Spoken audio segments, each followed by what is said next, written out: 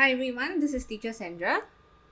So in this video, I would like to go through a concept called sets, where in this case we have equal number in the set. So let's read the question. Noel has the same number of $2 notes and $5 notes in his wallet. He has a total of $28 in his wallet. How many notes are there in Noel's wallet in all?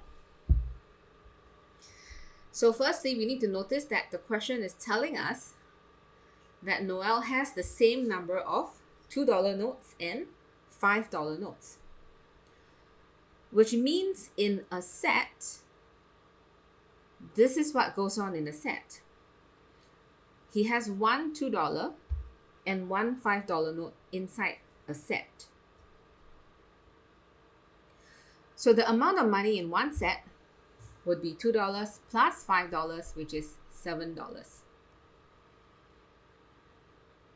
So this make up one set.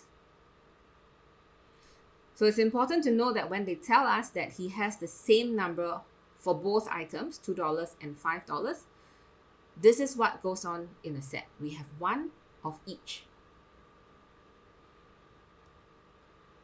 So the question tells us that he has a total of $28 in his wallet. So the next thing we need to find out is how many sets does he have? We have found out that one set is $7. And if everything makes up $28, obviously he has more than one set of this, right? So now we need to find the number of sets by taking the total amount of money, $28, divide by $7, the amount of money in one set. And this tells us that he has 4 sets. So he has 4 sets of this.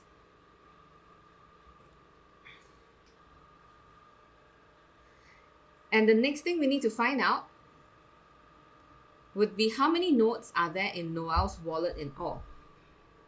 How many notes? Now let's go back to one set. How many notes are there in each set? Remember, there's one $2 note and one $5 note.